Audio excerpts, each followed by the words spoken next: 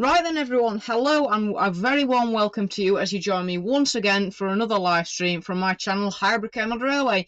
Today's stream, as you can see by the fact that we have the servicing cameras out and obviously the servicing bench and all my tools, you can see that today we are doing a servicing stream and today we are going to be fixing up some of my broken and some of my long suffering engines and some engines that haven't quite been running for a long time. There won't be any opportunity to put in requests today, and in fact you're not even going to see the engines running over the track because I will just test them on the bench because I don't want to be having to swivel cameras round halfway through. But nevertheless, we will be fixing up my trains today, so we will be live today until about 6 o'clock, so there is plenty of time still for the usual mishaps, this time explosions because we're working with faulty trains, and of course banter with the live chat participants. So let's see if we can get the engines I've listed down in the description below. Let's see if we can get those engines running today, and if not we will do another stream next week finishing off the rest of them. However, before we do properly get the stream underway, I shall roll the intro and I shall see you in about 12 seconds everyone. So enjoy the stream.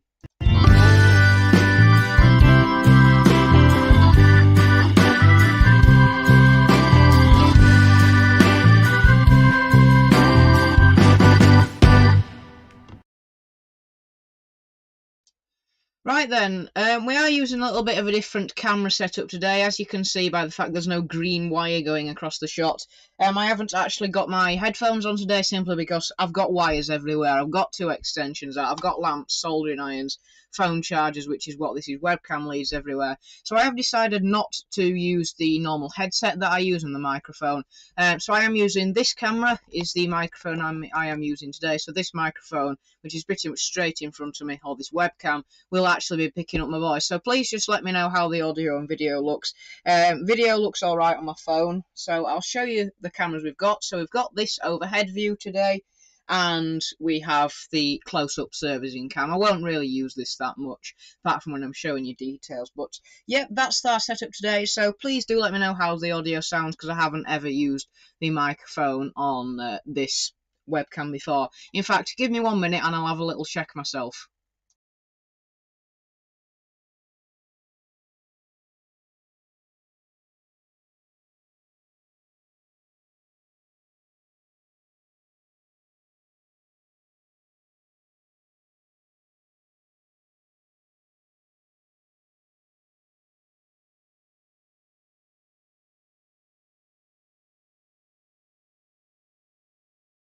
Okay, that's sounding absolutely fine to me, coming through now loud and clear, and no crackling or anything like that. So without further ado, in fact, one thing I have just realised is that this camera looks, my fingers look horrible. Let me just see if I can alter the brightness on this a little bit. There we go. Let's turn down the contrast as well. Not contrast. Let's turn down the, where is it? Saturation. Is that it? Yeah, that looks better. Okay then, so we're all ready. Should have really done that before the stream, but I didn't have much time. As you can see by this camera, I have also got my little lamp on as well, but I am aware that that does kind of swamp out the image a bit, so I really will only use that when absolutely necessary, when I need to see something or where I'm pointing something out to you. But yep, so we'll get on with the first patient today. I'm aware you can see my phone here. This is just so I can see the chat. So hello to Pete Clark, that's Transport or More. Thank you very much for joining, Pete. And hello to Scoobit2142.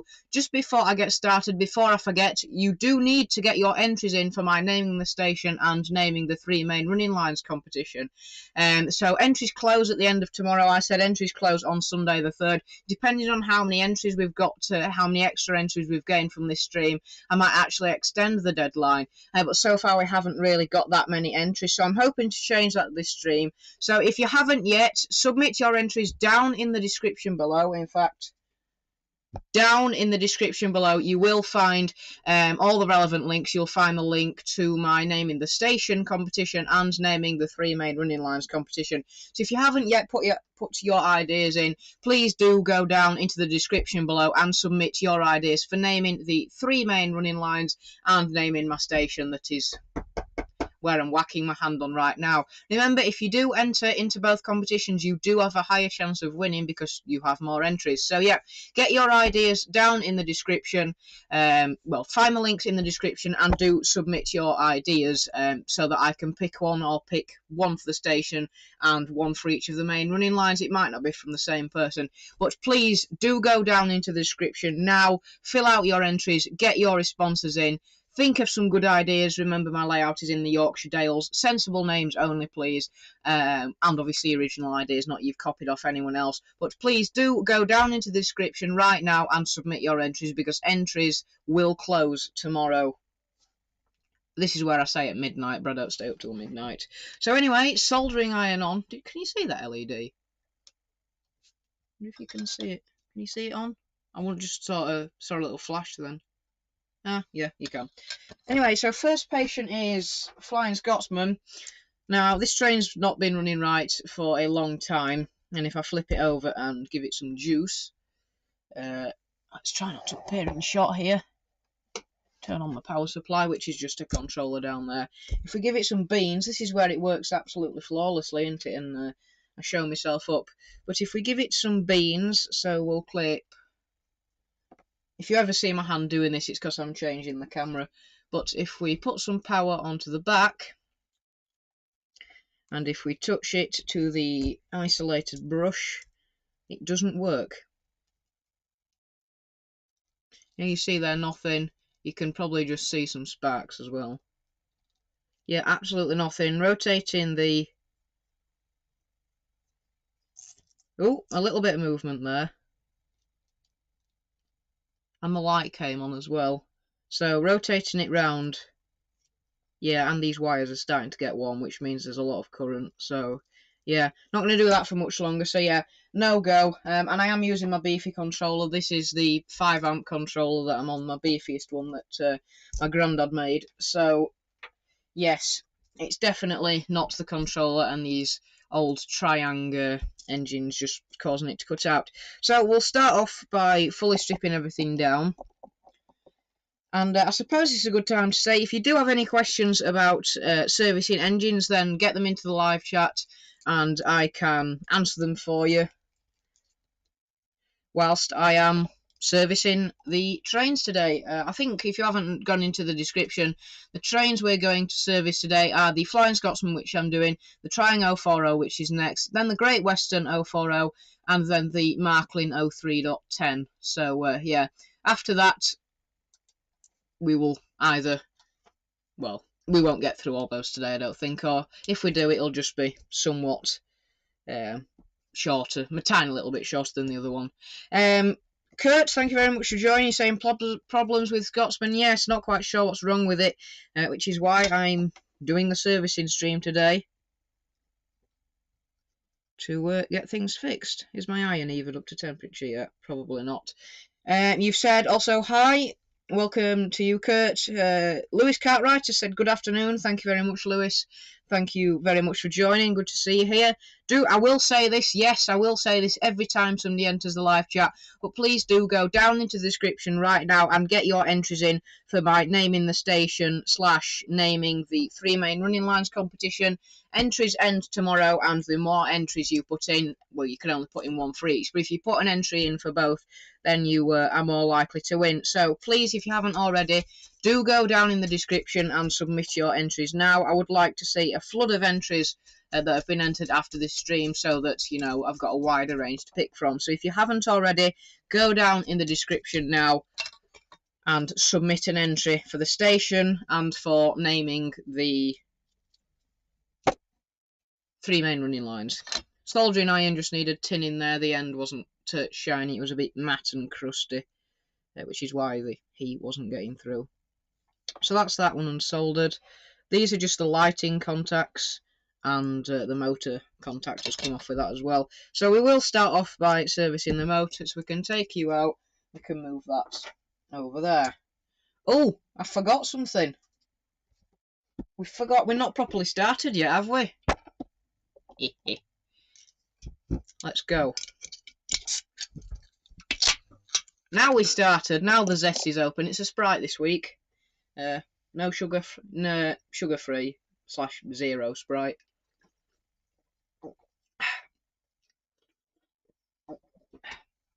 Lovely. Right, so I'm aware this camera might be a little bit blurry because it's just so close up, but we will have a crack at it. So we'll take the brushes out, and I have got a big box full of all these brushes from knackered Triang engines that were just unrevivable. So I can always have a go at fixing it, but I will give it a full service before I start trying to swap brushes in, and I just have to melt that solder because the solder is stuck in. Yeah, in Triang engines you can get like tiny bits of metal that sort of clamp, I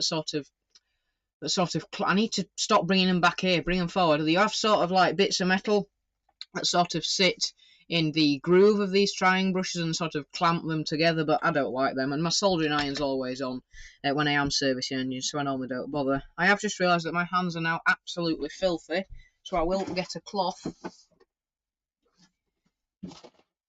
because I think those brushes are quite dirty. So hands are wiped, we will get the brush retainer off, set that to one side, and horrible little hair there, and we will begin by polishing the commutator, which looks absolutely filthy. The oil pad at the front looks dry, and the oil pad at the back looks quite drenched, so we'll see what we can do to that, but let's go for the cotton buds, and we will get this cleaned with some Teacut. This is the bottle I use, if you want to see it. There are other versions of Teacut. I know OO Bill or Double O Bill or whatever you want to call him, as I say every time I mention his name. He uses stuff that's in a tin, but this is what my dad had downstairs and he never uses it, so I've commandeered it for my use. There. So, we want to daub. Is daub a word? I'm not sure. So we just want to wipe it and blob it onto the... blob it, let's go for that phrase. We'll blob it onto the commutator with one end. Make sure to get plenty of it on. I probably should also clean out the slots. So we will get it on the commutator.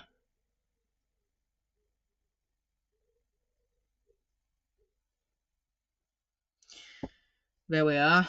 And because I have no desire to get Teacut all over my fingers today, I'm just going to snip the back end of it off. And then I'm not going to get Teacut all over myself. So yeah, that's another little trick I've been using recently. So a bit of a polish, and that's come up really coppery now. I think those brushes need a bit of a clean. So we give that a polish. Now the reason the Teacut bottle's shaking but the whole workbench isn't is because this camera's actually sitting on the workbench, so wherever the workbench goes, that camera goes. Whereas if I switch to this camera, you'll be able to see the whole thing shaking. Yeah, you can just see that. But we don't want that camera, we want that camera. So you can see there, just it's come up in a nice colour. So we'll get all the stuff from in front of the windings. It doesn't really matter at the side, it's not going to harm it, but I feel like we should still clean it all up anyway. So that's a nice looking commutator. So I'll move the Teacut out of the way, we won't be needing that, well, probably for the rest of today. And now I'm just going to put a bit of WD-40 on the end of a cotton bud just to get the last bits off, and I'll spray it over on my cloth so I don't get WD-40 anywhere. I just find WD-40 good for getting the last few bits off. Let's chuck that over there. So we will, again, we can't really apply it this time because obviously it's a liquid on a cotton bud. We will just give it a good rub. Some people would use a rotary tool for cleaning Triang commutators. I'm not going that far. Obviously I do have my rotary tool and it may end up being in use today, but not for this use. I don't want to destroy all the windings. You can see there how much dirt has come off it, even though we have just polished it with Teacut. So that is why I like to do it.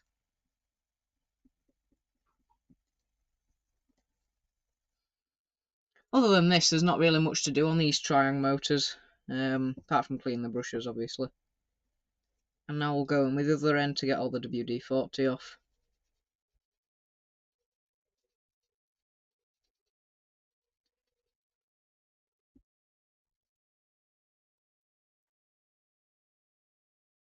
There, that looks good as new. Probably better than new. So there, hopefully you can see, if I do it back here, you can see we've got a nice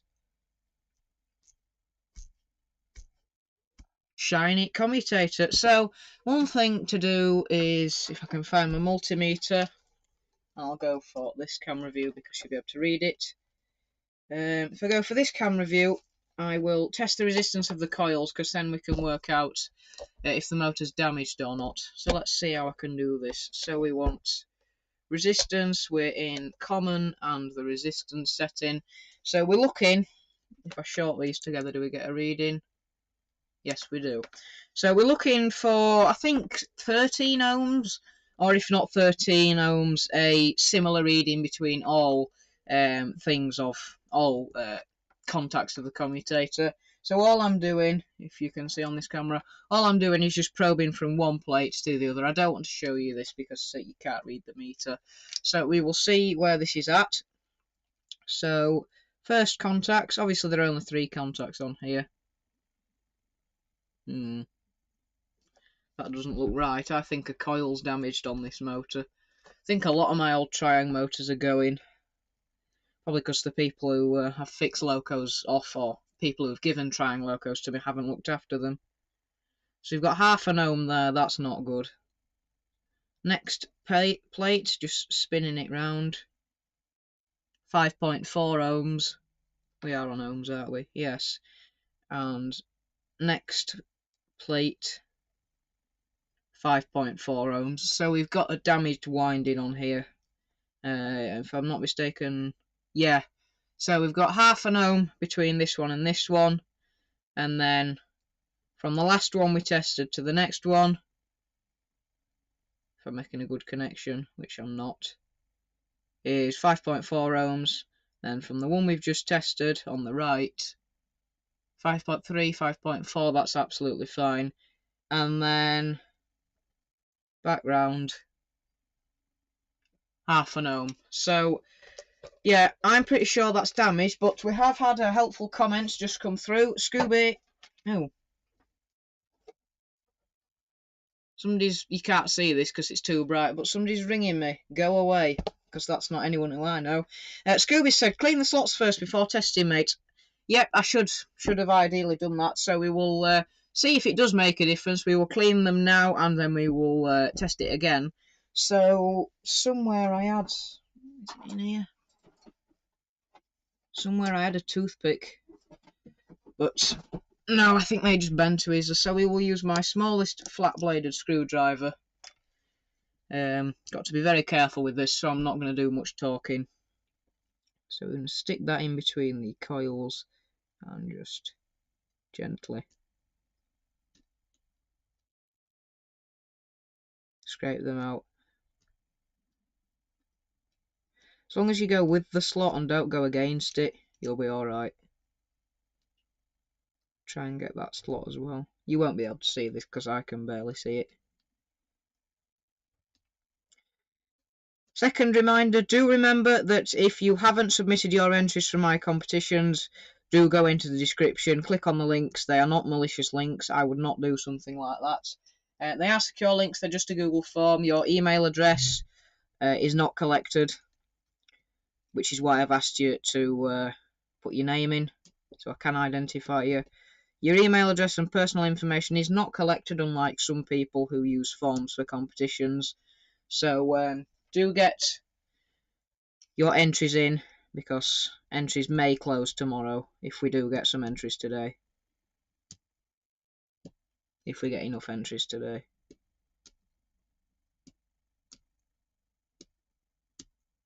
Not much coming out, although there is a little bit. Although, to be honest, I doubt it'll make much difference. But I am happy to do what a viewer suggests. I think this is the final one now.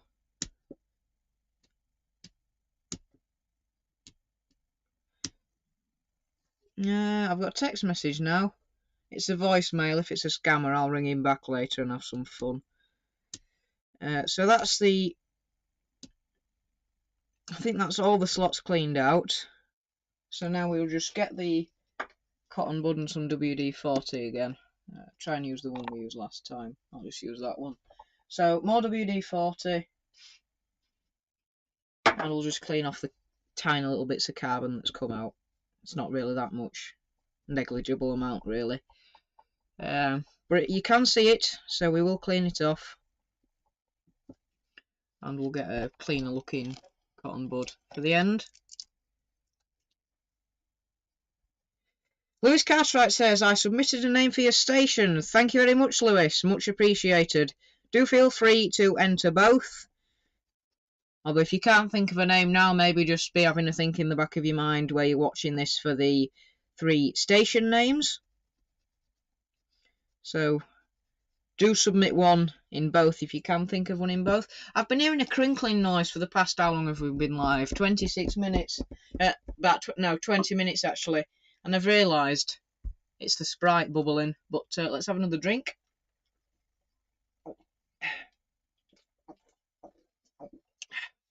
Lovely. Right. So we will test the resistances again.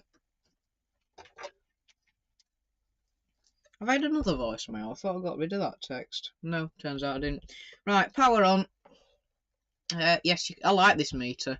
Got it for Christmas off my granddad. Got it for Christmas off my granddad, but I think he got it a bit late. Either didn't pick it up, or he didn't, or like it didn't get delivered in time. So yeah, I didn't get this actually on Christmas Day, but I did obviously get it eventually. But I really do like this because it's a nice display, and the probes are so much better as well. Because if I do it against the black, there you can see how long they are, and they've got a slight ridge in them for probing as well. And it does capacitance and AC current, which is really, really nice. And then this was my previous multimeter. Yeah, as you can see, a lot smaller. Quite a bit heavier though. I do still use this sometimes when I need to measure voltage on one meter and current on another.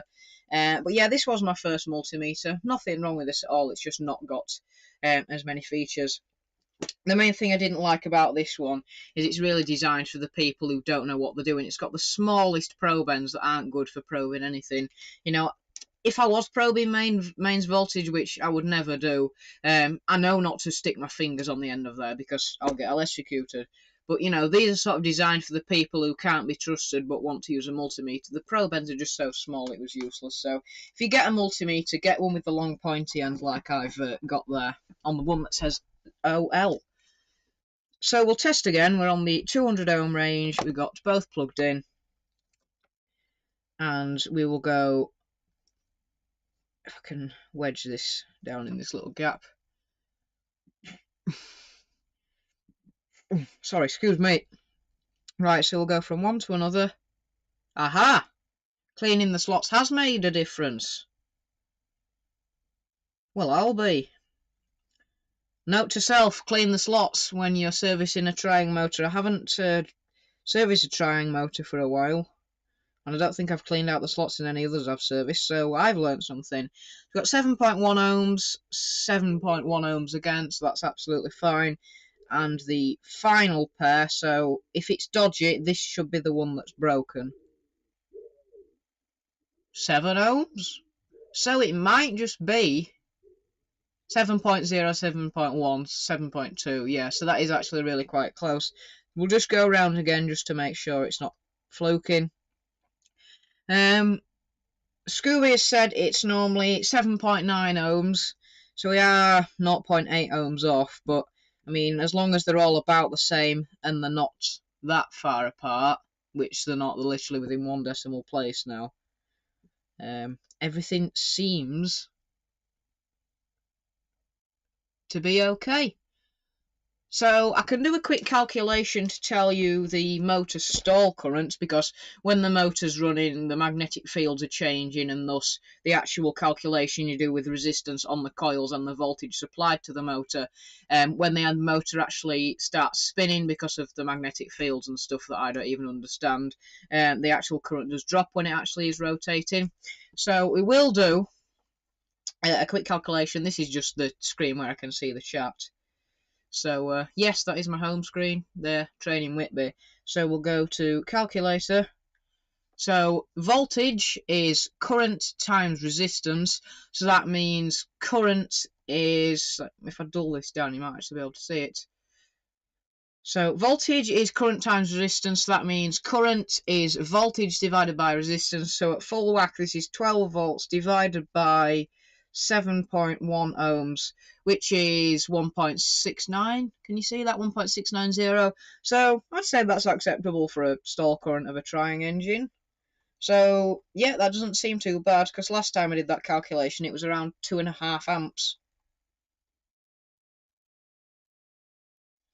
Good, so there's nothing wrong there. I think 1.69 amps is a perfectly acceptable value. Multimeter away, do remember to turn it off. Some people say unplug the leads, but I just think that's unnecessary. So there we go. So we will clean the brushes now. Thank you, Scooby, for that piece of information, by the way. I haven't really been cleaning slots out on any Triang locos I've been servicing. So thank you very much for that, Scooby. I will make sure to do that in future, because as you saw there, that's made a massive difference of almost 2 ohms. So thank you very much, Scooby. Very valuable piece of information, that. I would not think it made that much difference, but clearly it does. So thank you very much once again. This is why I do these streams, because you learn something, hopefully, and I learn something, hopefully, which today, I can check that box because I have. So yeah, that brush there is now looking a lot more shiny, because there is just surface carbon deposits. And we'll get this one done as well.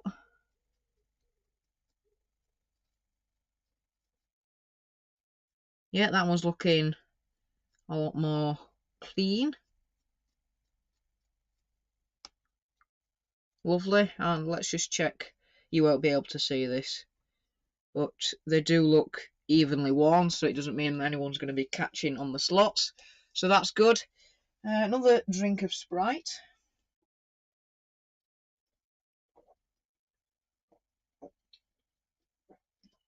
There we go. Right, so that's the brushes done.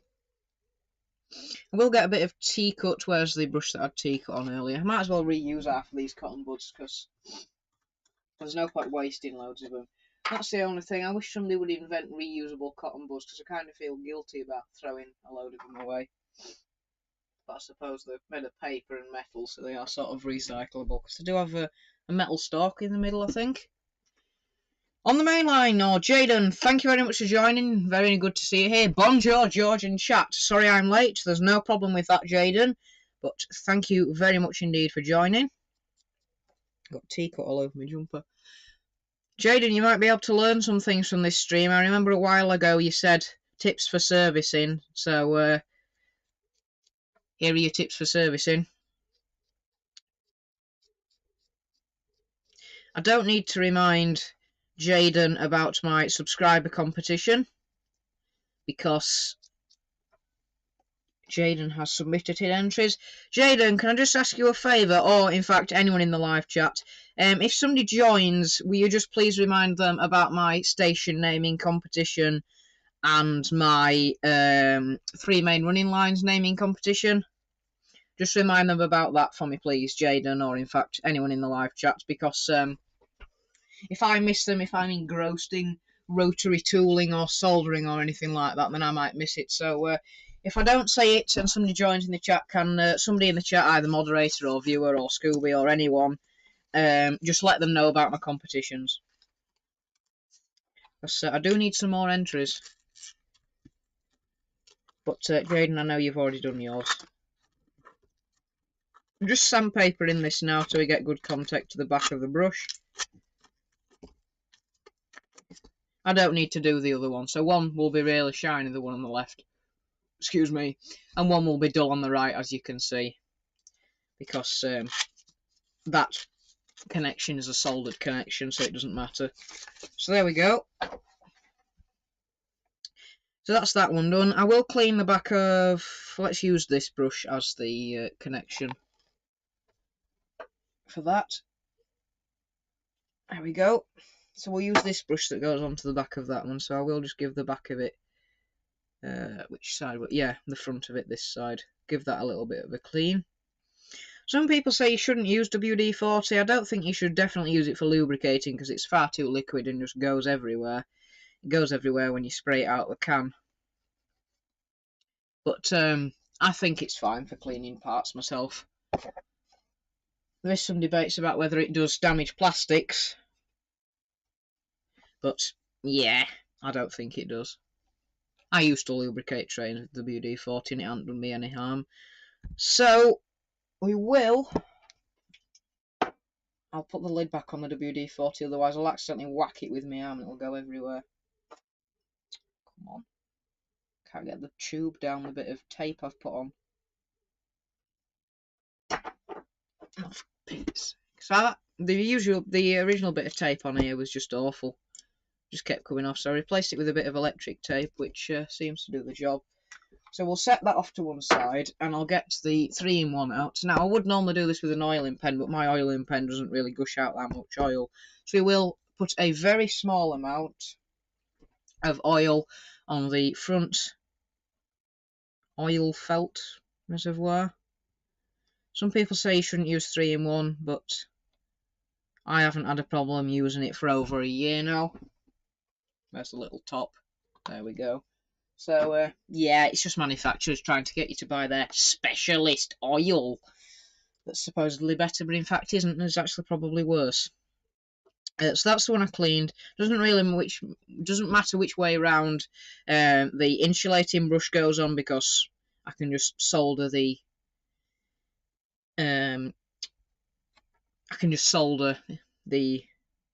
connection to whichever one isn't the non-insulated brush holder, if you get what I mean.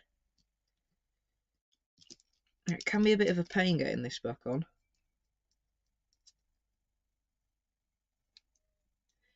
Scooby says, I can say from experience that WD-40 will degrade the little plastic bushes that hold the wheels on. Yeah, I can see why that might happen, especially old plastics with Triang engines. But the period in which I was using WD-40, I wasn't actually servicing Triang engines, so trust me, I've never used WD-40 as a lubricant on Triang engines, because I think I only used WD-40 for about maybe 2 or 3 months, 4 months at most, maybe. And that was when I first started servicing trains, before I realised, hang on a minute, my dad's got some 3-in-1 ink garage. Wouldn't that be better if it's for oil? So yeah, I've never used. Is that on the wrong way? Yes. I've never used WD-40 for lubricating Triang engines, and I do definitely make sure that if I am cleaning with cotton buds, I don't use the same WD-40'd cotton bud. I don't take it anywhere near the wheels. This is where I accidentally will take the cotton bud near the wheels later. So the shiny one is on this side, so that brush will go in there, like that. Bang. That one will go on there like that. Bang. Insulating bush. Now, if your insulating bush has become soaked with oil and it actually becomes a conducting, I said brush then, didn't I? But if your insulated thing actually does become damaged, I certainly don't recommend you go on eBay and buy one of these little brown things. Just wrap some electric tape round it, or I don't know. Yeah, I just would not recommend, if your little brown bush gets damaged, unless you're selling it to an auction, everything has to be perfect to get the best amount of money for it possible. If this little brown insulating piece is damaged, I wouldn't recommend buying another one, because people just sell it for ludicrous prices. Just use some electric tape or sellotape. As far as I'm aware, sellotape isn't electrically conductive. So the power supply is still on from our first test. So I'll bring in the wires. Let's do a bit of a spark test. Shouldn't really do this because it's potentially putting 5 amps through the controller. But we'll see if we'll get some sparks. I don't know how well you can see that. You probably can't see any sparks, but I can. So we've definitely got power. So I'll put 1 to the chassis of the motor and 1... Oh, I haven't tightened that screw back up. Let's do that. I did just loosen the magnet retaining screw and nut. Just because it was quite difficult to get that retainer on otherwise without bending it. So we'll tighten that up. That's going to ensure good connection. That's nice and tight. Scooby says, don't worry, it takes about 20 years. I'm not even 20 years old, as I'm sure you've guessed. So, yeah, even if I did, it wouldn't be a problem for me yet. Hey!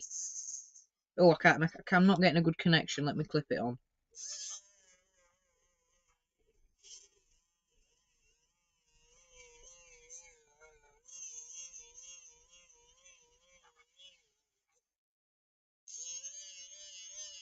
I can hear the motor revving up and down, but I think that's just because we've got a mechanical connection.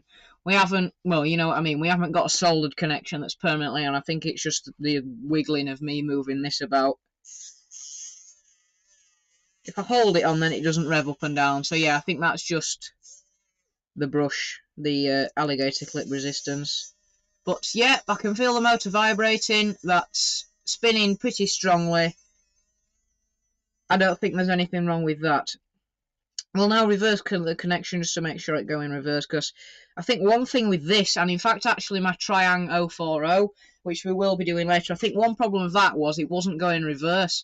Now, if it had a shorted coil like this one did before we started at 0.5 ohm, then that might be why in some positions it won't reverse, because if it's on the pretty much a dead short coil, then obviously if the brushes are on that position, then it will just short through, it won't rotate. So I think actually the problem, now I've serviced this one, and now Scooby, you're the absolute saviour of the day. Now that we've done this one, I think actually a problem why the Triang 040 won't go in reverse is not because of mechanical problem with things locking up and not moving. I think it's actually because probably one of the coils has been shorted because of the slots. Like on this one we had two like 5 ohm ones and then a 0.5 ohm one. So I think actually that might be why. That's why it doesn't like reversing in some positions, in some instances. So I think actually, Scooby, your helpful little comment there might have saved 2 engines today. So there's that motor done. Now, I don't think there's anything wrong with the chassis. I think we will do a little bit of rotary tooling on the wheels, just to get them sorted. Now, the important thing to do with Triang engines is not to use a steel or iron wool or whatever you want to call it. Do not use an iron wool or a steel wool rotary tool brush, because I can't show you it because I can't really see it myself, and that means the camera's not going to be able to see it. But in Triang engines, in old Triang engines like the DMUs, the 37s, the 31s, and Flying Scotsmans and things like this, they do have traction magnets in, which means the train would be physically sucked into the rails by a magnet in the chassis. Because the chassis is made of metal, that puts the magnetic field all throughout the metal chassis and would suck it down onto the old steel track. Well, we don't use steel track today, we use nickel silver. So you can knock your traction magnets out, which I could do, but that means pulling all the wheels out and damaging, well, probably disintegrating all the insulating bushes. So yes, it does have traction magnets in, so that's why you don't use a steel wool, because if you're steel wooling the wheels and the bristles do come off the brushes, they will suck into the traction magnet and they will short the metal chassis to the pickup wheels, and yes, you will have a hard time trying to blow out all the fibres that are shorting it. Ask me how I know, because I did that once. Jaden, you've said WD-40 isn't good. It leaves behind little greases and oils that you don't need, and it can damage, wear, and clog up the thing you're fixing more in the long term. Yeah, as I say, I only use it for cleaning now. Very small cleaning jobs. You know, I won't, if I'm doing wheels, I won't just dump a load on the wheels. I'll put a tiny little bit and then do it on the wheels. So yeah, WD-40 is good for cleaning, good for fixing door hinges, but not for use on particularly modern model trains. So yeah. Thought that drive gear was squint at the back then, but it's not. It's just wonky because the wheel's not in straight. So, valve gear's also popped out here. Where's my tweezers? little eccentric rod. Is that what it's called? Eccentric rod arm. That just popped out, so that's in. So that doesn't need sorting. I think, should we just do a quick test of the chassis?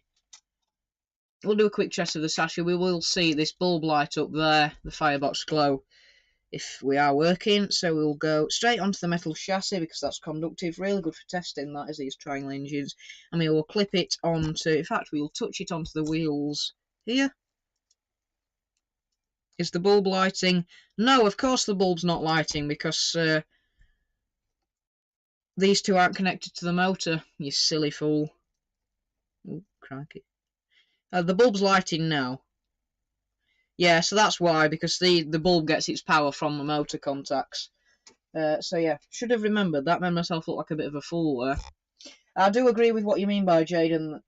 By that though, Jaden, I have had to clean engines where people have soaked it in oil. I don't know if it was WD-40, but had a similar consistency, and it was absolutely everywhere. You can't even just do it with a cotton bud, because then you end up mopping up some of it and then smushing the rest of it around. So yeah, it can be a little bit annoying. So motor screw in. I do actually have to find the body fixing screw for Scotsman. I think it's in my loco box under one of my engines. So we'll have to dig that out. Unless it's in the... no, it's not in the back. So we will tighten the motor down. Now I will power the motor directly now.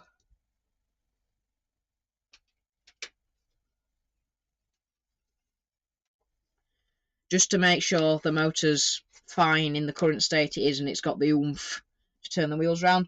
Pete, you've said, sorry, yes, I'm good, thanks, and you're welcome. That's absolutely fine, Pete. Don't worry about the delayed reply. Obviously, I know people have got sometimes better things to do than watch my streams, which I completely understand. It's not working. Oh, it is. Bad connection again. Because it's not soldered yet, I just wasn't getting good connection with the back of the brush.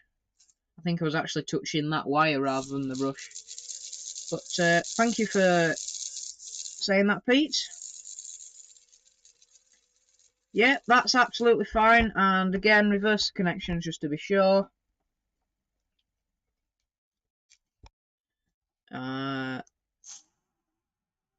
Slightly more noisy in that direction, but I think it was always more noisy in reverse, which I think this is what that is. Got a little bit stuck there.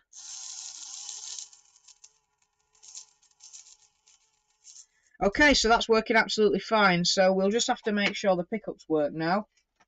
Peter said, hiya Jaden, alright? I'm alright, by the way, if I didn't. I think I answered that question, Pete, but nice to see you here.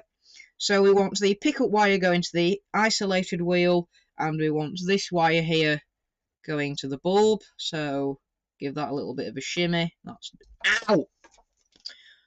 Note to self, always hold the soldering iron there. Don't be tempted to creep your finger forward and touch the red hot piece of metal that holds the heating element in there, because that's really stupid. Oh, it's just started raining outside. This might not solder. Oh, it will actually, if I actually get the joint somewhat near, instead of trying to solder it from 4 feet away. Tell you what, we shall flow some new solder into that. Jaden's all good. Good to hear. You can change that sentence to mean something horrible if you change one word. Jaden's all good. That's bad to hear, for instance. Right, this solder's not very good. It does makes good solder joints, and it melts and flows easily. It just makes them crusty, bit matte, which doesn't really matter. But right, so now we can test the engine properly. So I'll go straight onto the chassis again because I know the pickups from the wheels works. And we will go straight. It's not working. It got stuck again. Oh,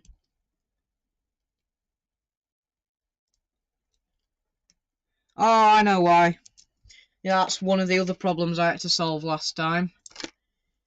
I'll keep that wire on. The pickup wire is actually touching the metal chassis, which will just result in a complete dead short. So we'll get some electric tape in there to cover up the chassis, and then it won't short.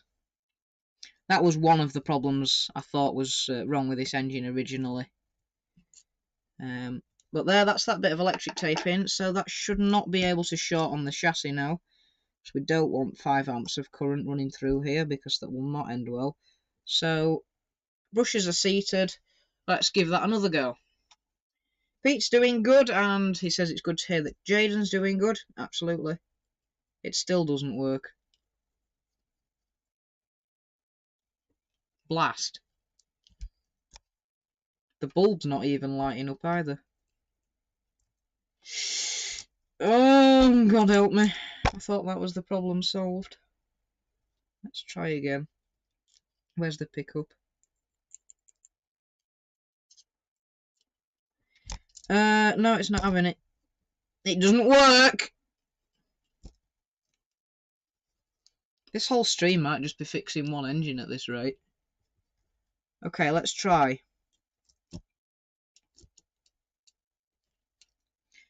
Let's try straight onto the brushes. Forget connection to the chassis. It doesn't work. Let me just put it on the track. You won't be able to see this, but I'll just put it on the track and make sure I'm not shorting it with my crocodile clips, which I don't think I am, but we will give it a go on the track.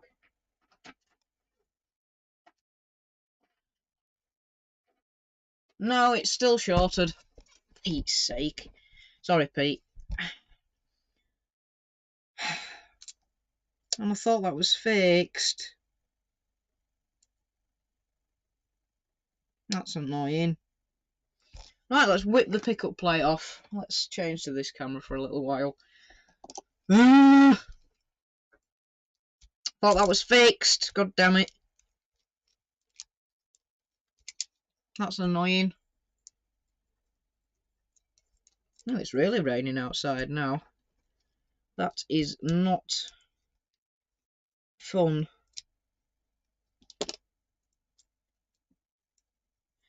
Lewis says he's currently working on putting a buffer stop on my turntable. Very nice. I did consider adding a turntable for my layout, but meh. Just didn't fancy it.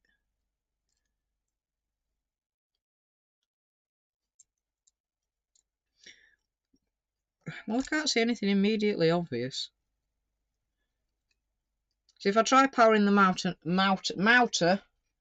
V8 motor, if I try powering the thing now, does it work? So if we just go straight onto the pickup plate and onto the motor, yes.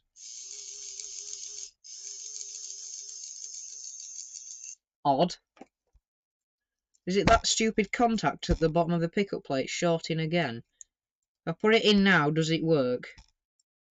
Boom. Yeah, it wants to go, but my finger's in the way. How odd.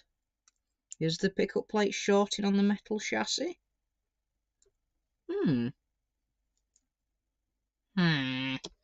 like a villager. Minecraft reference. Have I put the pickup plate on the wrong way? I don't think so. Tell you what, I'll put the pickup plate in and I'll test it progressively as I screw it in. Pete Clark, Pete, Transport and More, something I forgot to remind you about. Jaden, you forgot this as well. I'm disappointed in you. Pete, I am running a competition at the moment to name my station and my 3 main running lines, so it would be much appreciated if you could just take 2 minutes to fill out my Google Forms. Links are in the description of the live stream. I would appreciate it if you could just spend the time to fill. Oh, you can see my mouth. I don't think you saw much of my face, otherwise somebody would have said. I think you just saw my mouth. But I would appreciate, Pete, if you could just take 2 minutes to fill out the forms in the description, because I am running a competition to see who can get the best name for my station and for my 3 main running lines. So I would very much appreciate it, Pete, if you could just take 2 minutes to maybe put some entries into the forms and maybe be in the chance of winning the competitions, or one of. That works fine, so I'm not sure what was wrong there. Maybe it just needed a little bit of a run in or something.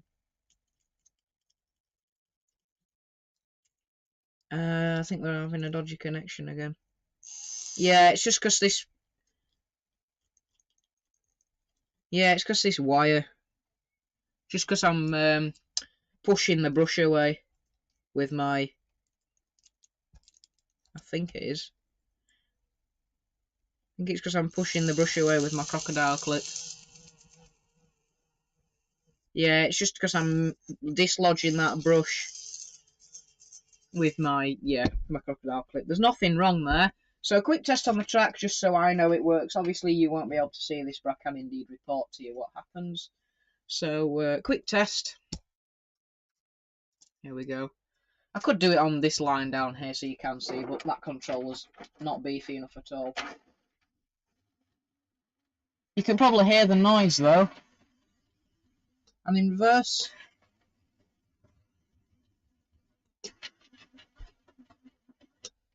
Nothing wrong with that at all. Pete says, okay, we'll do, George. Thank you very much, Pete. That is very, very much appreciated. On the main line says, did you guys see Sir Nigel Gresley in LNER Wartime Black 4498? She looks so good. I agree. I saw it on the NYMR footage channel. If you haven't seen the NYMR North Yorkshire Moors Railway footage channel, just search NYMR footage. Brilliant channel is that. Some really nice shots of their engines. But yes, I did see it, and she does look good. Although I don't think she's staying like that. I think they've just temporarily painted her like that before she gets BR blue. Sir Nigel Gresley's in BR blue, isn't it? Yeah. Before she gets that repaint. Right, it's rotary tooling time, so headphone users beware. This shouldn't be that loud because I'm not going to be using the rotary tool at absolute lightning speeds. But do beware that loud noise is oncoming. So I'm just going to clamp the back end of the firebox glow into the vise. So I'm not crushing anything there. I'm literally just on the metal box of the firebox glow. That's the good thing about having Scotsman's with firebox glows, because you can literally, because the firebox glow is screwed down, you can just clamp onto the back of it. Yeah, that's not really going to go anywhere. I'm not going to be putting that much force on. So I'll just give the wheels a bit of room, because these wheels do tend to oscillate. In fact, I'll move that a bit further up. So we'll clamp that in place real good. That's still getting in the way. So clamp that in, still wrong. Let's try again. Clamp that in place real good. Jaden, thank you for putting that into the chat. That's a helpful reminder. He said, I watch Marsh scene videos. Interesting. Scooby says, excuse me, the sprite really is repeating on me. He says, where did you get the bench vise? I could use one of those. Again, this was one of the tools that I nicked from my dad.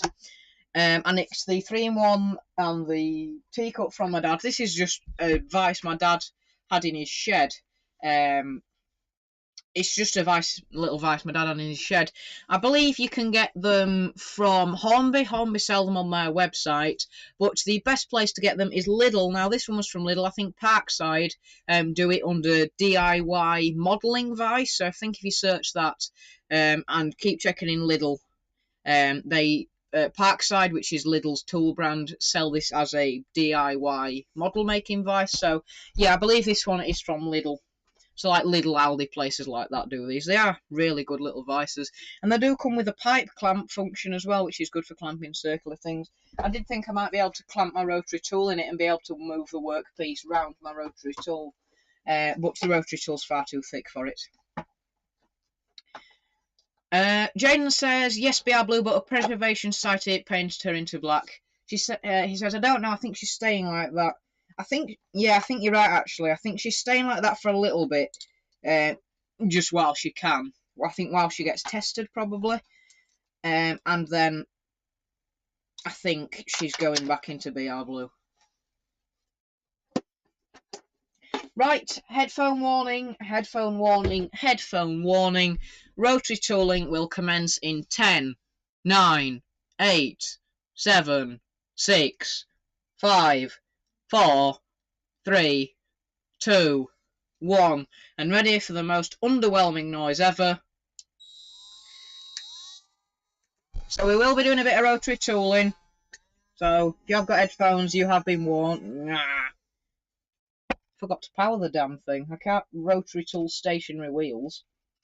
I mean, I can, but that would mean taking the motor out, and to be honest, I simply can't be bothered. So we'll get some power to this, try not to short things out with 5 amps.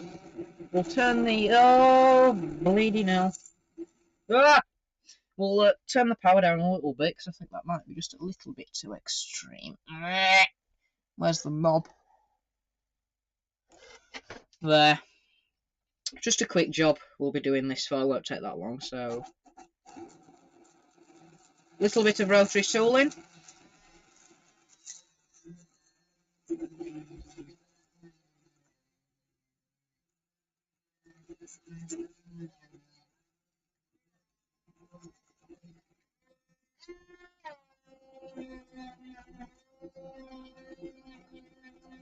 And this is a wire brush, so obviously brass wire brush.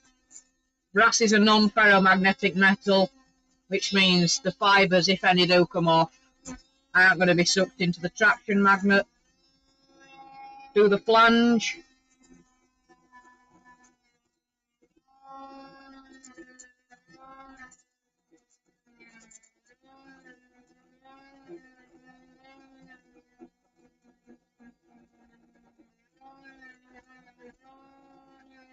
No point doing the back to wheels on this side because there's no pickups there.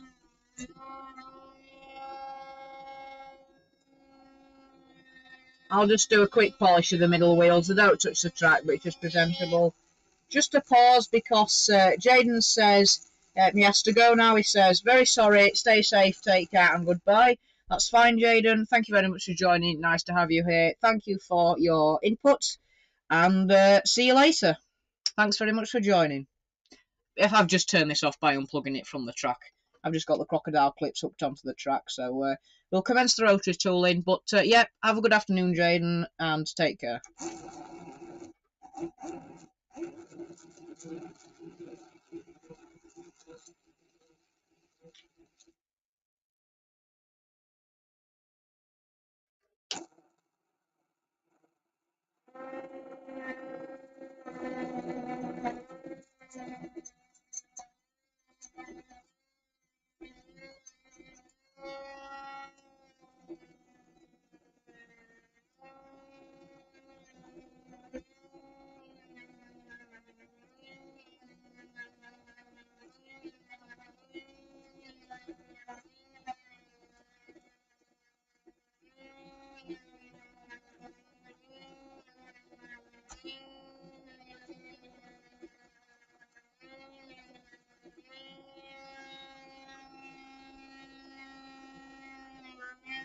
Oh, Jesus, nearly shorted that out then.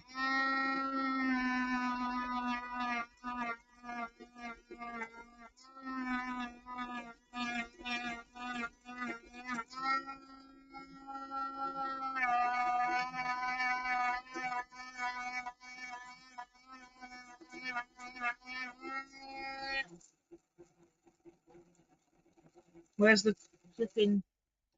okay, that's looking alright. I'm not going to do that for too much longer because I don't want the coating on the wheels to completely come off. Because I have just noticed that some of them started turning a little bit of a coppery colour. So, yeah, don't want to push that too much because I don't want the coating to come off the wheels because I would have a bad day.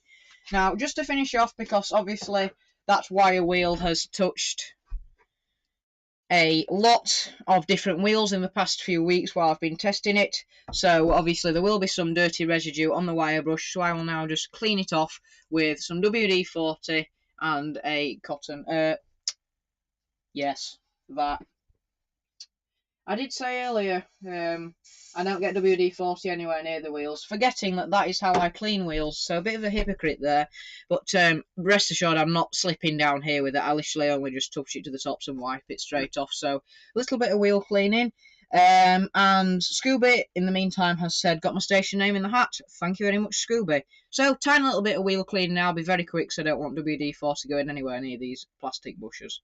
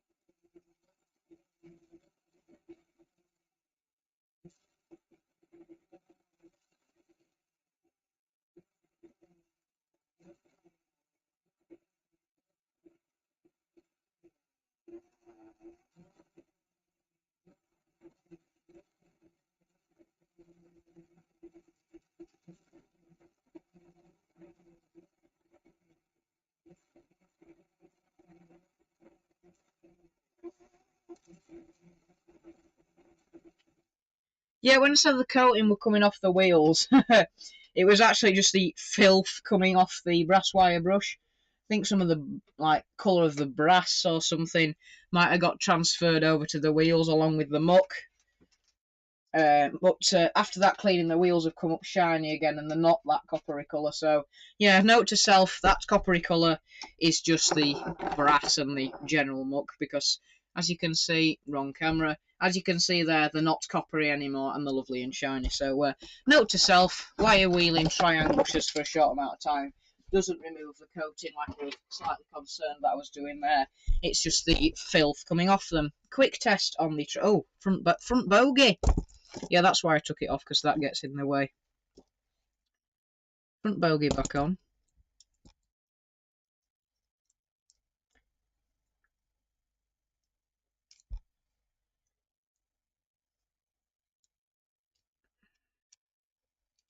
Fiddly. Should really get my sponge out, but nope. Scooby says, have you ever removed the Hornby wheels? Do you mean like Hornby steam loco wheels? If so, and he says, if so, any tips for getting them back on straight?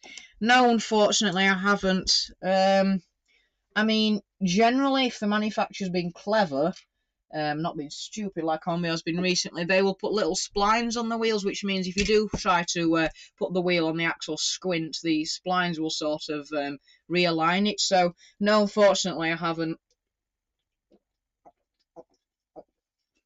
I mean, I'd try and buy like my thing, I guess, just thinking off the top of my head, maybe a tiny little tri-square against the back of the wheels.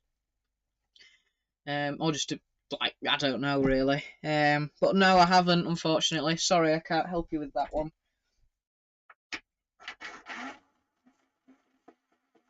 Right, Scotty still works. That's absolutely spiffing. So I've been aware these cotton buds are in there for ages. So we can put the back bogey on. Let me get my sponge out. I'm aware as I start getting more and more servicing stuff out, the more and more stuff gets dumped on top of my track, my layouts and my baseboards. That cannot happen when I what am I going to say? That cannot happen when I start putting scenery on. I'm going to have to start making myself a little table or something. One moment, please, while I find the body fixing screw for Scotsman.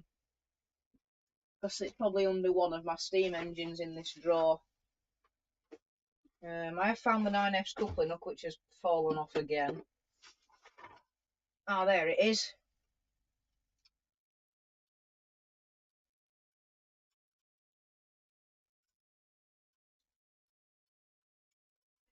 It's under the Marklin 03.10, which was on today's list of engines to fix, but that's unfortunately not going to be able to happen now, because that was last on the list. So, body fixing screw. Put the body on first and then the bogey, otherwise trying to fish that screw through that hole is horrific. So straight on there. Make sure that wire isn't in the way, which at the moment it is. Bend that out of the way. Good. So in there, into the body, nice satisfying click. Just get the flipping thing lined up.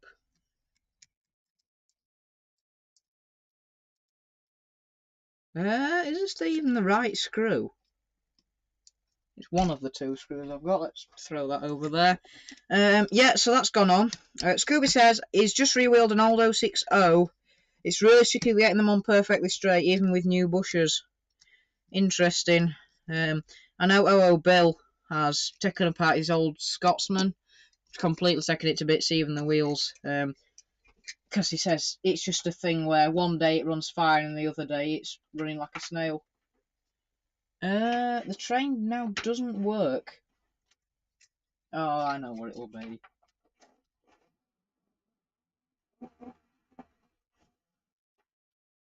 Maybe because it wasn't on the track properly. That might be a good start.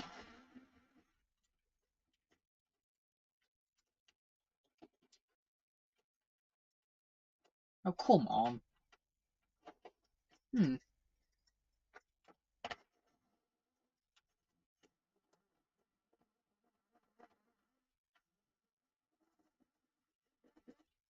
Yeah, I thought it wasn't working then.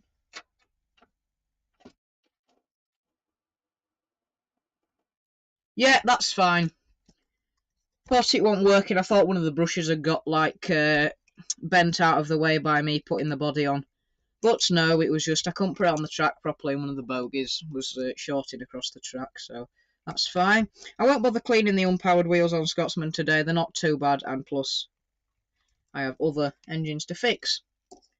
So, one final test on the bench just to make sure it works, which I flipping well hope it does, otherwise that's been a waste of time. WD-40, get out of the way. So we'll quickly check it works. So just straight onto the back. Well, I'll tell you what. We'll do it to both of the wheels. Let's see if it'll work. Please work. Yes. Other way.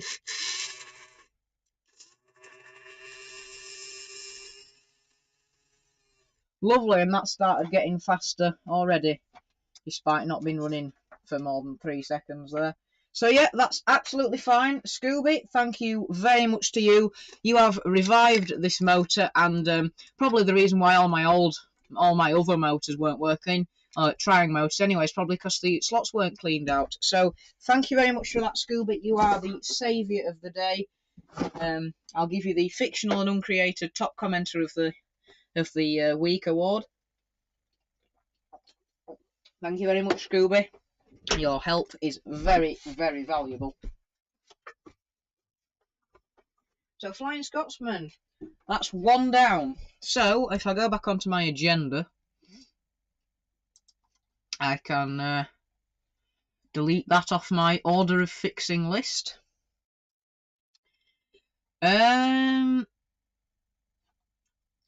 Just taking a quick look at my agenda, I don't think there is anything else to fix.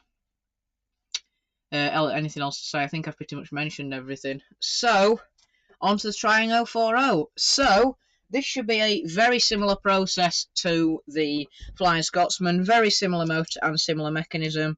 So, we shall see if we can get this done before we've been live for an hour and a half. We're 1:14 as of 3, 2, 1. So, we're live 1 hour 14 minutes from now. So, we'll see if we can get this working. I'm not going to rush it, but we'll see if we can get this working before 1 hour 30 minutes live. So now I know what I'm doing. Oh, come on. Flipping screw. Let me get a bigger screwdriver. Now I know what I'm doing. This should be... Well, not that I didn't know what I was doing before, but now that I know about cleaning the slots out, we should be able to get this up and running. Yeah. So that's the motor screw. Whip the motor out. Quickly reach round my tripod to get some solder on the end because I can't be bothered just grabbing hold of the reel. Whip that wire off. Lovely. Remelt the solder so it's flat so I can get it out. And I think I'll do most of this service on this cam. I'm aware that it's a bit blurry here, it's just because it's so close to the camera, which is why I sort of work back here in this square, because this is sort of the limits of not as blurry.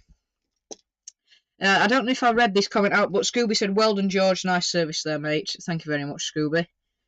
Now, you might notice here, the actual insulating bush on this engine is a lot shorter than the other one, and that's because the ends had become frayed. So whereas normally it's about sort of this long, I actually chopped it down because the ends were frayed. So I thought, well, instead of just buying a new bush or electric taping it, I'll just snip it down. And if the ends get frayed, you can just snipping it down until it's no longer wider than the brush. So yeah, that's another way to prolong them if your ends are a bit frayed, because I got sick of the ends being frayed on mine.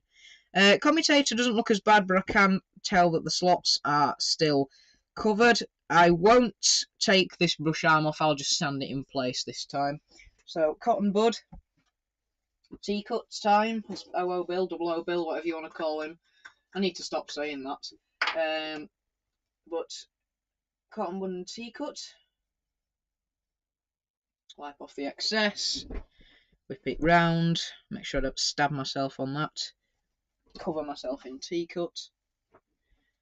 And, get the T-cut on. Pete Clark says it's my birthday on Monday. Very nice, Pete. Happy birthday for you on Monday. If I see you in the comments on my video on Tuesday, I will wish you a happy birthday for Monday. Well, in fact, I can send you an email, actually, because I do have your email address. But anyway, happy birthday for Monday, Pete. Are you treating yourself, or is your family treating you to some new trains?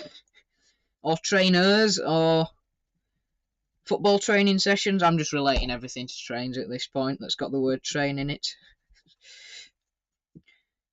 But yep, enjoy yourself on Monday, Pete. Get all the tea cut off the end of the commutator before the windings, coils. There we are. New cotton bud now. WD-40. In fact, actually, I should probably scrape the commutator out first, then we don't have to do it twice.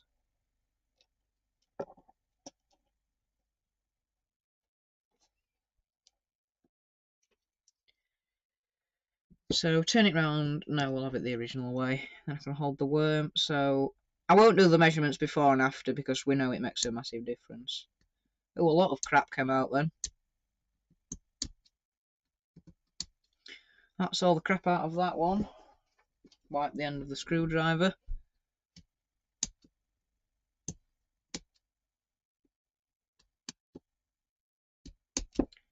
Wipe the crap out the end of that slot. Pete says, "Thank you, George. Might treat myself." And Lewis says, "The 30th of April is my mainline 43XX Moguls number 4358's birthday." Interesting. My channel birthday is next month, 16th of May.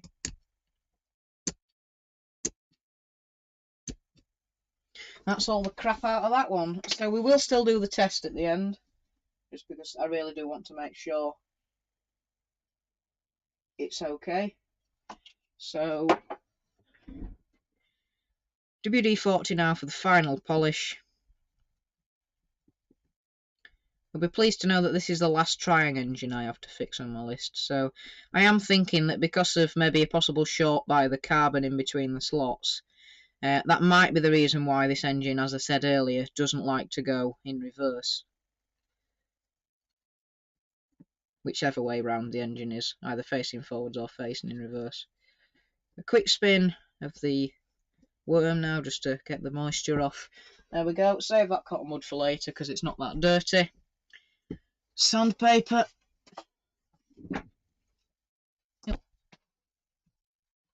Another bit of sandpaper's fallen down. I didn't realise I had. One moment, I can't bend down and pick that off the floor without showing my face, so one moment just while I quickly change to a blank screen just so I can get the piece of sandpaper. You can still hear me though, I'd hope. Yes, you can. There we go, because I don't have to be tidying up even more than I'm going to have to at the end. So, I have actually realised I've not been making use of the all camera feature today. So, yeah, let's use that.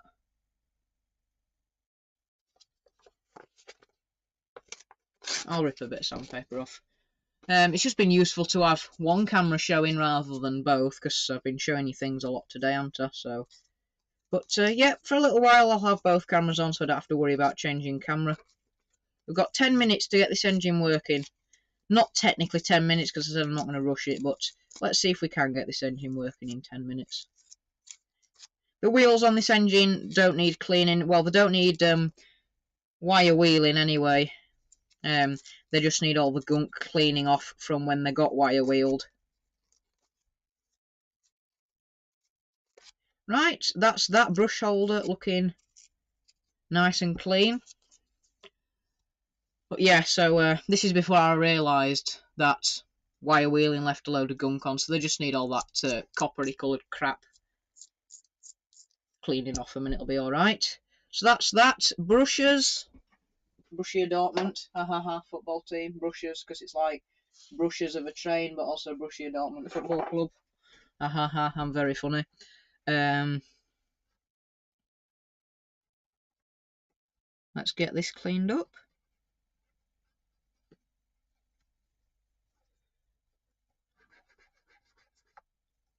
Yeah, that looks okay.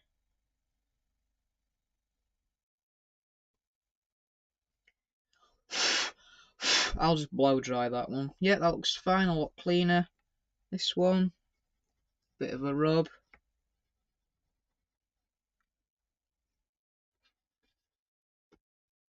I feel like Sam's Train's doing one of his salvage or scrap videos now. I do enjoy those. Binge watched the entire series whilst ballasting, I think, once.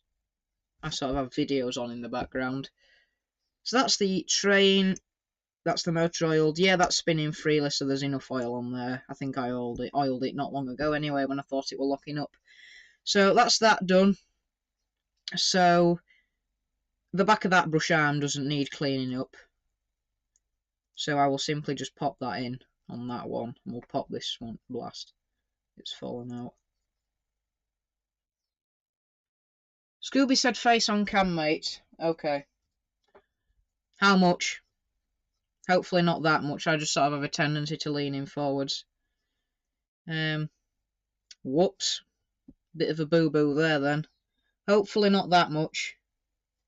But I think my face has been accidentally on streams before. It's the only problem with doing servicing. I have a tendency to lean in. Hopefully not that much. But let's forget that didn't happen.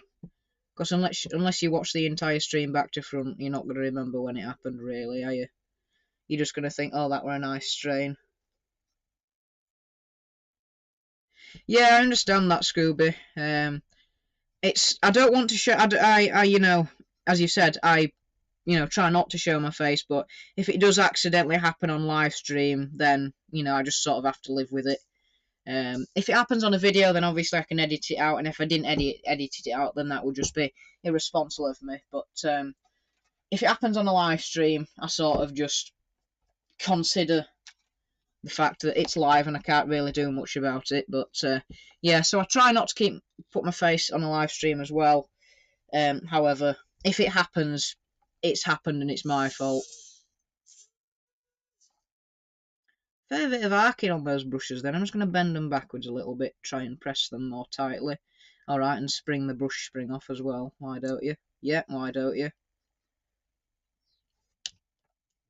Might need a new brush spring at some point. It's a bit weak, is this one. I'll just bend it in again. Pete just said that to my friends on Discord about Sam's trains. Oh, about salvage or scrap. Some people slated him for that, but I think they have anyway. Or it might have been another one of his series, but I enjoy that. Doesn't work at all now. Blast. So there was a lot of arcs to start off with, and then they gradually died away as it ran in a little bit. I don't know how that brush is tracking so far towards the left, though. That's somewhat concerning. Bend it out a little bit. Will that help it? No, that won't help it. Just bend it in a little bit further. Yeah, needed bending in. Because tracking far too far to the left was that brush.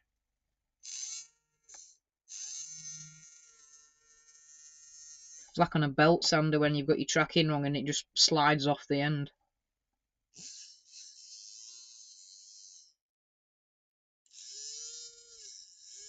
I think that's good enough though. Okay, so that motor's happy running in reverse and forwards. Smashing. So get the wires out of the way and we will slap it back into its cradle. It technically is a cradle, isn't it? Motor screw back in. So we've got 4 minutes now to get this back up and running.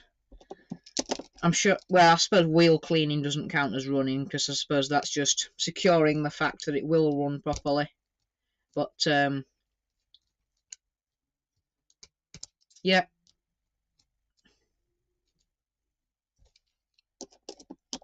So, solder wants to go on the other side now because I've swapped that brush over, but that's absolutely fine. Doesn't really matter. As long as you've got the pickup wire going to the insulated side even, it really doesn't matter which side that insulating brush is on.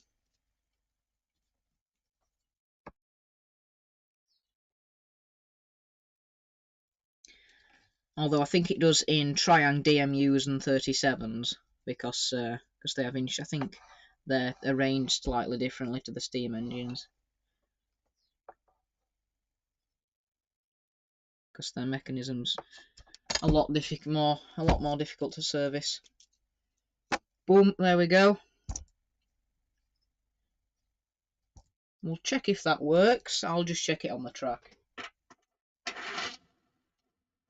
That brush needs bending out a bit more. That's arcing far too much. That's fine. So if I stick it in reverse, will it go or will it just stop like it did before? No, it just stops like it did before. So I think something might be locking up then. Yeah, as soon as I put it that way, it's fine. The other way, it wants to go, but it won't. I wonder if that's just muck on the pickups. So we will get the vice. There we go. So it does run. Slightly better than before, but not quite the same. So we'll give it a little bit of a clean and the pickups as well. I'll leave all the connections open because it's interesting for you lot to see the armature whizzing round. In fact, if I do it sideways like that, then we got even better stability. So bring the wires over.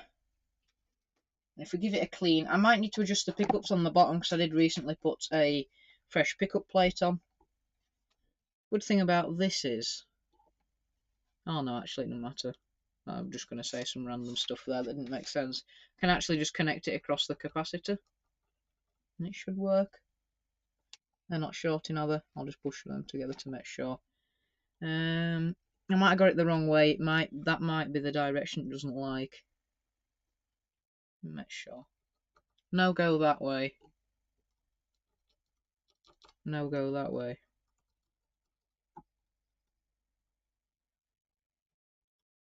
Oh, because I hadn't got the controller turned on. That's why. I hadn't set a direction. There we go. Does it work now? No. Because is that brush even making contact? No, but it is now. Does it work now? Yes. Does it work now in the other way? No, it's popped off again. Damn it. If I connect down there. Damn it. We're not going to get it running before past, or an hour and a half. So it runs fine that way, but even connecting directly to the motor in the other way, it's slow and laboured. So it's not the pickups. I think that worm might need banging onto the shaft a bit further, so we'll try that in a little while. Yeah, you can see it's very laboured. Although, I didn't test the resistances, did I? I said I were going to do.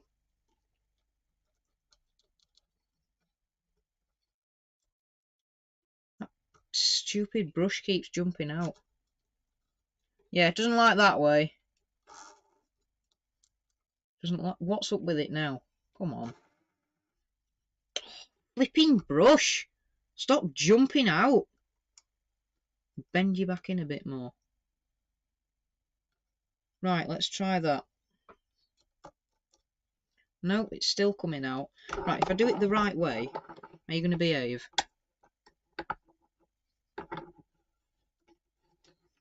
Come on. It was all going so well. Now it's not going so well.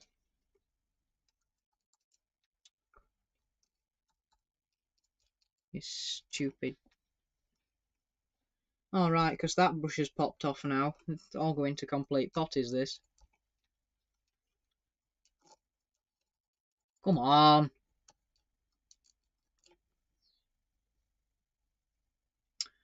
Nothing's working now.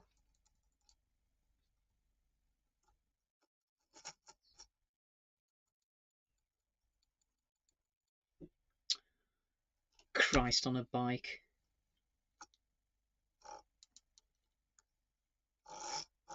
Oh, because that brush isn't making any contact now. Oh, this is all going really badly. It was going so well.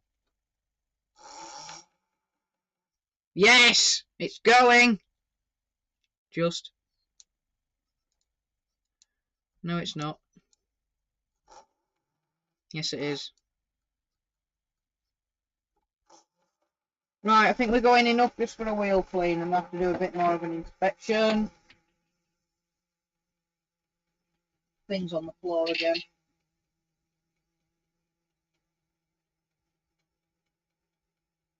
Right, quick wheel clean before it explodes. Yeah, like that. Come on. We need more juice. I think I turned it down a bit for rotary tooling. Bit more juice. We'll give it a go. Oh, right, it's not doing it all now.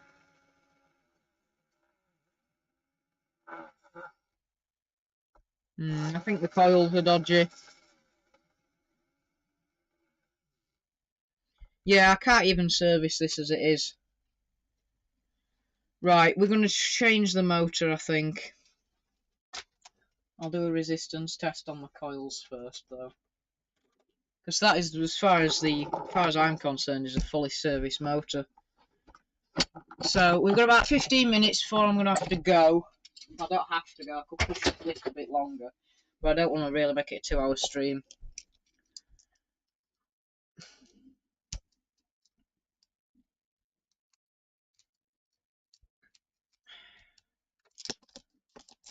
Come on, pick a big screwdriver.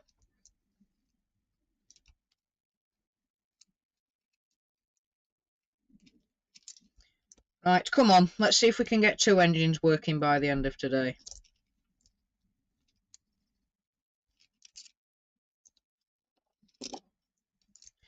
Unsolder. Bam, done. Do I take the brushes out? Is there much point, really? No, because the power's going to have to go through the brushes when the engine's fully assembled. I guess, unless the motor's already apart when you're testing, there's no point not doing that. Right, so here's the meter for the second time today. This, if you're interested in the meter, it's a Mercury MTM01. Multimeter Model 1, I presume that means. So let's get the brushes on that one, because I can see when it's connected to a plate. So I can just... No, no, no, no, no. Forget it. We're taking the brushes out because we can put them back in because they're decent brushes are those. All my other ones are a bit shovelled up.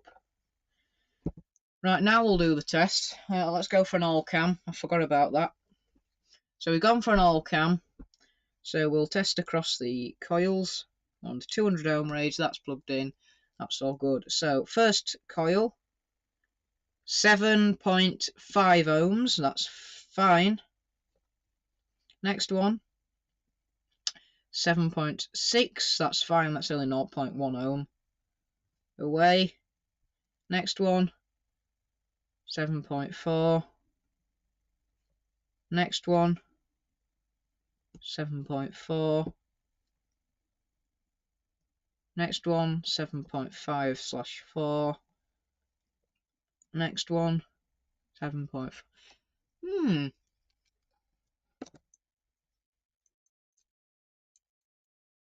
How odd.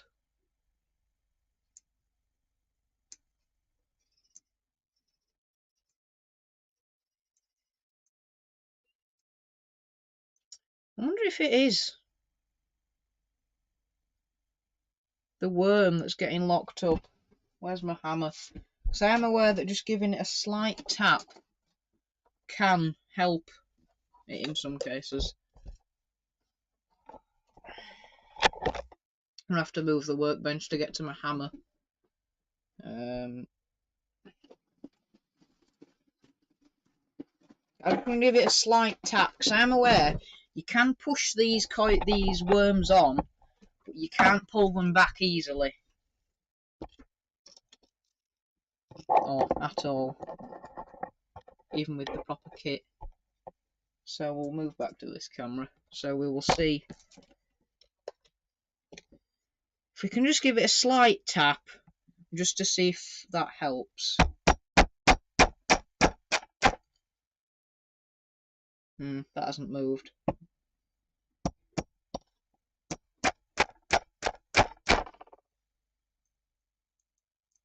Not sure that's moving.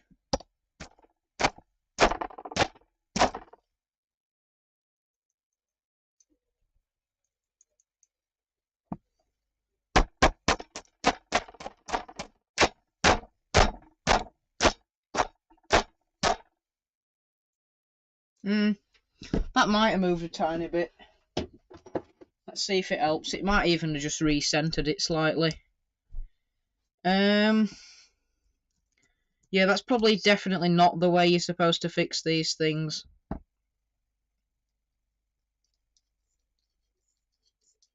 But I haven't broken it, so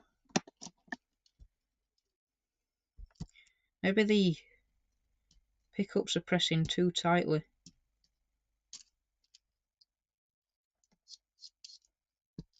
I've just freed that one up. Don't seem to be any problem with that. I mean, the one thing I could do is take the Scotsman motor and put it in here and see if it works. I mean, it's not very free rolling, but it's got dodgy pickups and it will move just with one finger, even my pinky. Very low force to make it move this way. So yeah, it's working. It's just a question of why isn't it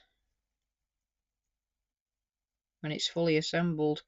Because the motor will run fine by itself, and the magnet's not super strong, but it's adequate. It might be these brushes. I know I said they were my best brushes, but I'm not sure now.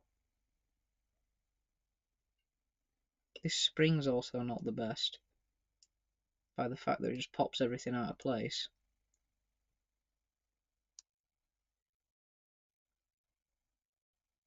Although that looks better. No, it doesn't. Don't lie.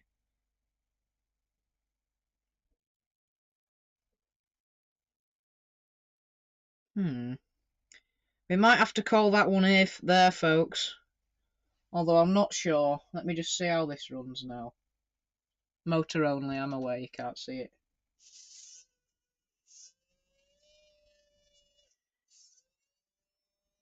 It's a really strong runner. is that motor almost as good as a Scotty one. But it's just a question of why won't it work well when it's in place? I might just have a go at rotating the armature with my fingers, just either side, and grabbing the laminated iron bits, just to see if there's any resistance. Or maybe it's just this motor isn't powerful enough to, you know, it's only good under no load. So just a little rotate now with my fingers until we've done a full cycle. But yeah, unless I can get this working within the next 5 minutes, I think we're going to have to wrap it up. Which is certainly possible. I've certainly had engines running in less time than that before from completely dead. So no resistance there, and we've done a full cycle. And backing it up now. So we've done half turn. Coming up to 3/4 turn now.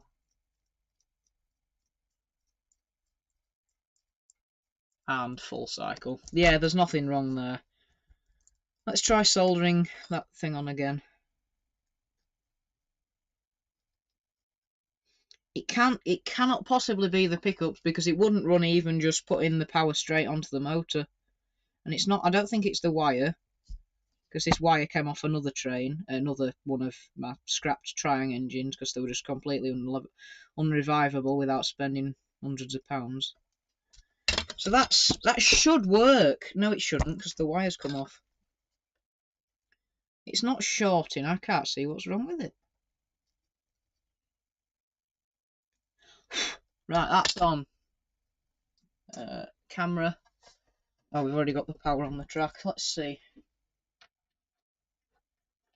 No, it's dead. It's dead in the water, except it's not in the water.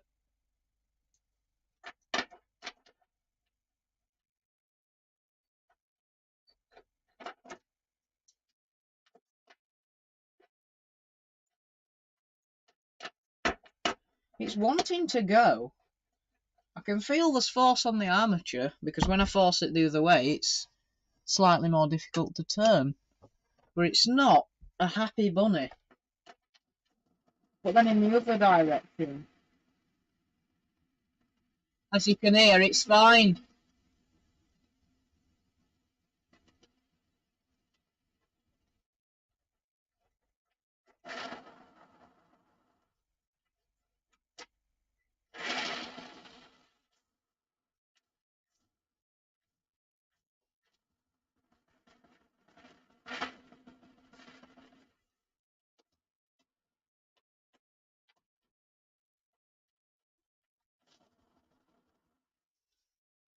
Right, last thing I'm going to try is replacing the brushes,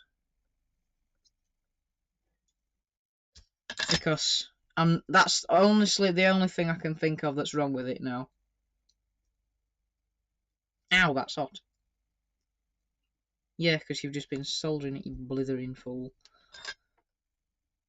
Flatten that solder off until it dries, and then give it through without burning my hand. Right, let's try some new brushes. That does mean getting even more stuff out. But hey ho, they might as well be thorough.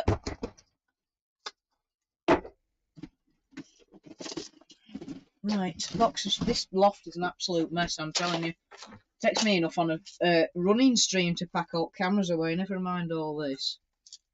Right, let's get some, that brush snapped in half, that's odd. Let's get two that look roughly the same in terms of wear. Blast, I've dropped it. Never going to see it light of day is that brush now. No, I've dropped it in my pile of bits.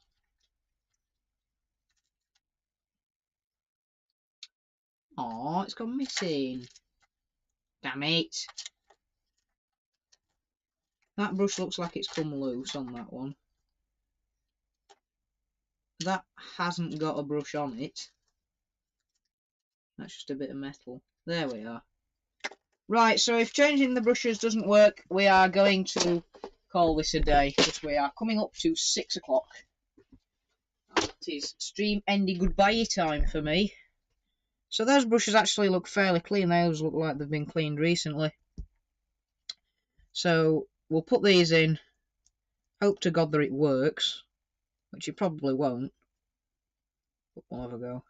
The only thing I can think of is those brushes have got like microscopic pits that just don't make good connection, because as we know, it runs fine in one direction, but as soon as you reverse it, there's no wrong with it. There's no resistance in the wheel set, because as you've just seen me, or heard actually, as you've just heard me testing, there is absolutely nothing wrong with it. So yeah, very odd one. I have had this engine running before, but that's before the pickup plates like disintegrated, because it was made out of literal cardboard. The one I've got now is made out of plastic, so it's much better than the original one that was on this engine.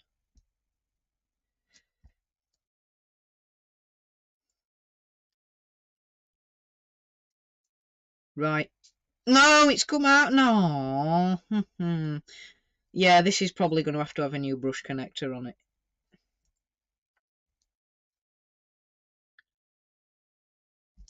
The brush spring's on the wrong way round.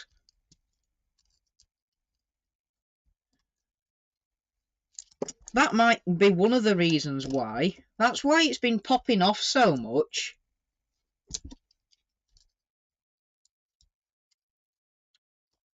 Eh dear. We're going to have to change that. So we change that, put the new brushes in. If it's still not happy, then we will call it a day. I'm just going to keep adding things to the we'll do that and then call it a day list at this rate. What an absolute dummy. Flip. Put that one on there because that doesn't really matter. That's why it's popping up. Yeah, look, that's fine now. That's parallel with where the brushes are. What an absolute fool. When you've been working on something a while and you get slightly annoyed with it, this is the sort of thing that happens. You forget the basics.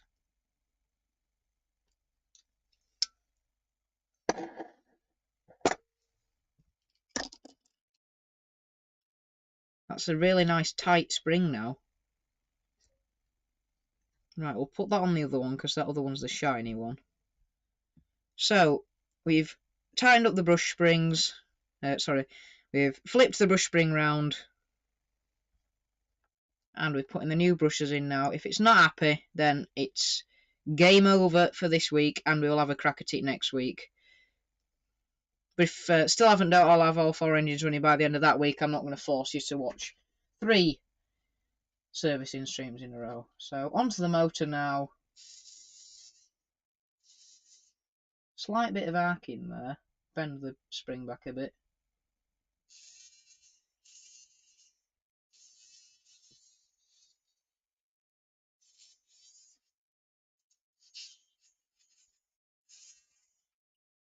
And that one's not making good connection, so bend that one back a little bit. Right, that is as good a runner as the Flying Scotsman now. This is the motor under no load. Free spinning in midair. So this doesn't work now. I'm stumped and I'll have to have a ponder for next week. I've just been aware this multimeter's been away all the time. In the way all the time. Right, final solder job. Let's get some solder on the back of this brush because that one hasn't been soldered to before.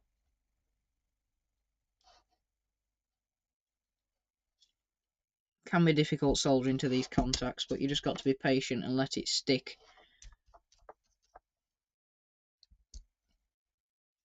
Very similar to gluing is solder.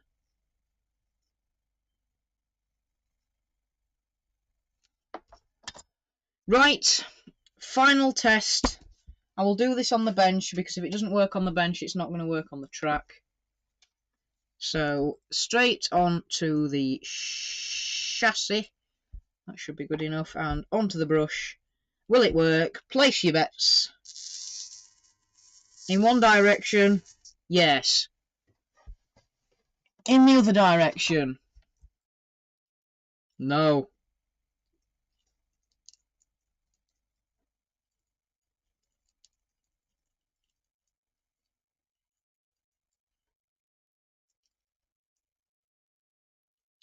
in the other direction, the original direction. Yeah, you see, it takes off in one direction. Oh, it's walking across the bench.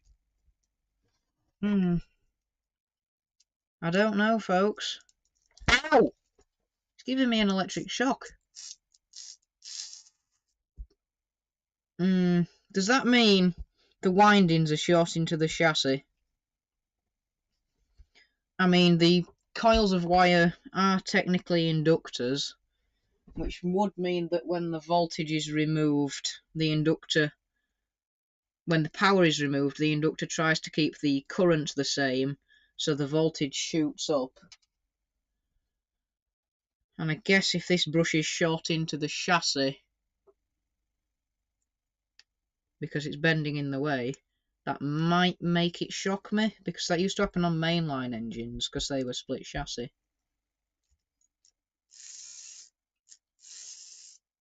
That could be why. Bit of electronics there for you. Oh, this can't make a solid connection now. That's not making a good connection. Let's bend that.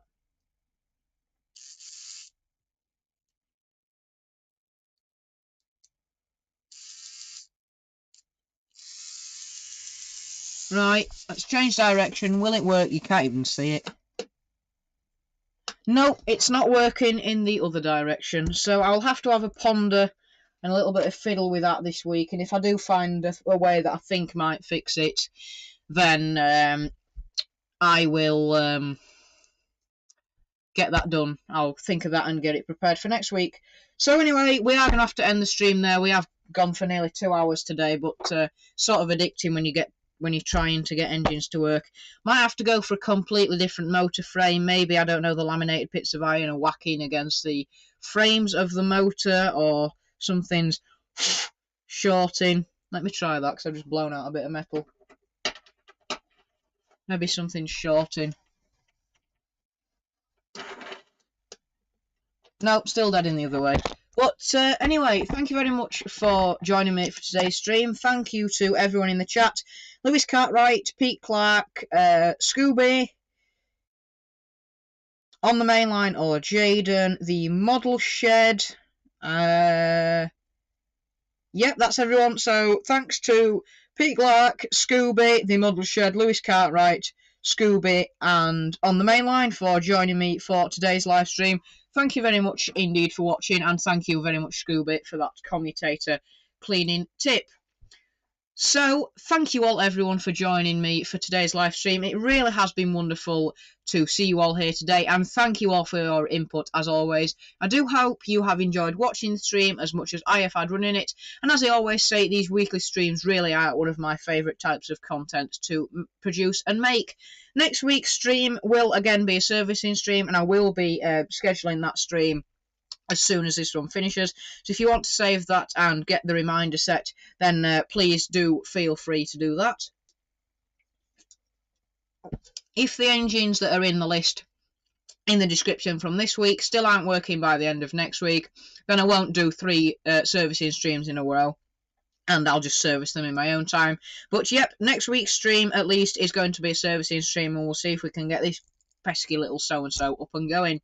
However, I will, as I've just said, hopefully see you at the same time next week on Saturday at 4:15. But meanwhile, I would just like to take the opportunity to say thank you all very much once again for joining this evening.